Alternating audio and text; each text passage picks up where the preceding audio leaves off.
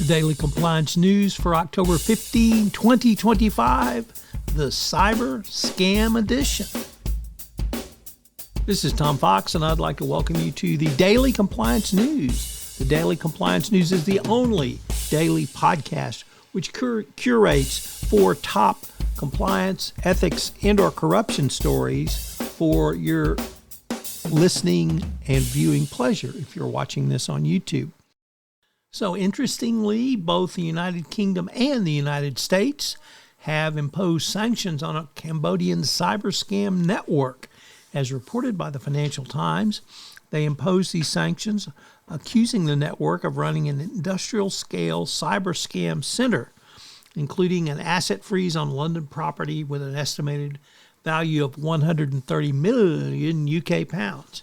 In a coordinated announcement, both governments said the Prince Group and affiliated companies had lured people into prison-like complexes in Cambodia where they were held against their will and forced to run online scams targeting people around the world. Next up from the Progressive magazine, it says that President Trump has perfected the art of corruption and that it's either his full-time job or the gig he's most committed to. It seems like every week we're needled by something new coming from the Trump administration.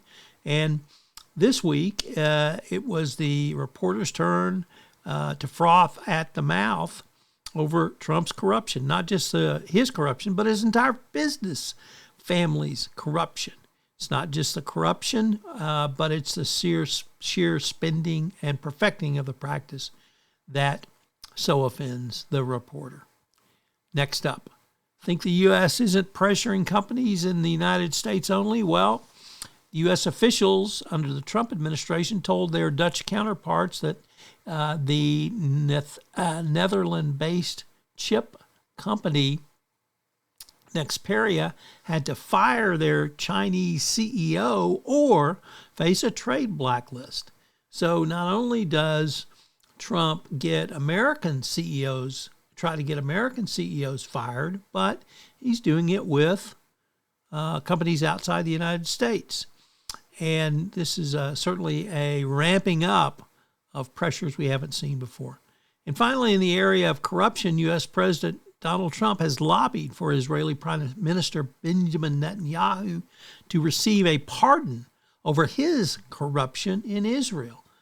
As reported by Bloomberg, Trump is now trying to get the Knesset to pardon the Israeli prime minister. Obviously, if you need a pardon, that means you've engaged in some wrongdoing. Kind of par for the course with Trump, and certainly consistent with some of the other articles we had in today's episode. But will Trump be able to order the Israeli Knesset to do his bidding as he did with the Dutch company? We'll just have to wait and see. Good luck. The Daily Compliance News is a production of the Compliance Podcast Network and a proud member of C-Suite Radio. Thanks so much for listening. I hope you'll join me again tomorrow.